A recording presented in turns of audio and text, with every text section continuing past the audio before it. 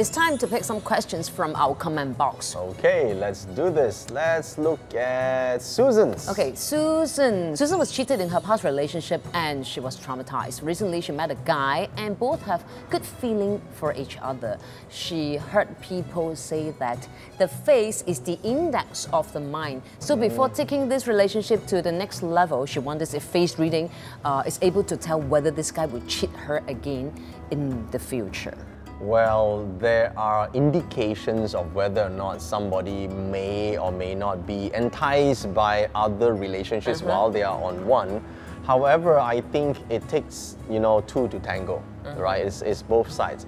So if you're going to just look at face reading alone, while you can look for indicators on the face, but you must also look at yourself. Can you do a good job as a lifetime partner? I always say this question, right? If you are so valuable and interesting and fun and so unique and, here's the word, wait for it, indispensable. If you're indispensable to your other party, then that person, even though with all these features that I'm about to share with you, they would think twice before even committing. But the first sign is for a guy would be the fishtails on the eyes.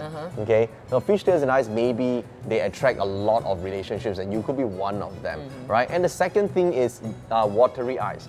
When the eyes are overly watery, normally it denotes that someone is a little bit more always attracting relationships, even though they're already in one relationship. So those are the indicators, but it does not necessarily mean that somebody would be unfaithful, if that's what the word you're looking for. How about Bazi chart? Can you tell similar information from one's Bazi chart? Yes, in fact, you can see a lot more from the Bazi chart, whether a second or third or fourth relationship would be available. You see, a lot of relationships with a person can go through in life, but whether or not they choose to actually start a relationship with somebody, that is totally the choice of that individual. There's a difference between fate and destiny. So fate may lead you to meet such a person, but at the end of the day, whether or not you will have a destiny together, that's totally your choice. So when choices, remember this, Susan, can be influenced. So can you influence your partner to always put you as his number one choice? That is your effort too. Okay, now let's move on to Michael. Michael is 28 years old and he has been working in his current company for 2 years.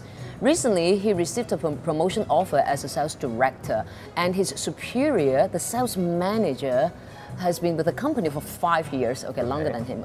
It's an open secret that he is eyeing for this position. So Michael has this dilemma. Should he accept the offer? Because from his forecast, it predicts the appearance of back-poking star this year. If he takes up the offer, can he sustain this position? And he has to give his boss the answer next week. What should he do? My advice to you, Michael, even despite having the back-poking star, I would say take on the job. It's not so easy that an opportunity comes to you, and when it does come to you, you take it on and do a good job. Surely along the way in our own path of achieving what we want in life, we might step on some toes and offend some people. But you know what? Do what you can and move forward. And this is your chance to excel. So excel. Do not worry about the other person. It's fair and square. Hey, Michael, you are going to be his superior. You've got the power. Right. So thank you so much, guys, for sending in your questions. Now keep them coming, though. We're going to read all these comments, put it on the comment section below your screen right now, and we'll try our best to answer them. And don't forget to download the Thriver's Guide for 2018 on joeyyap.com/2018. Do it right now.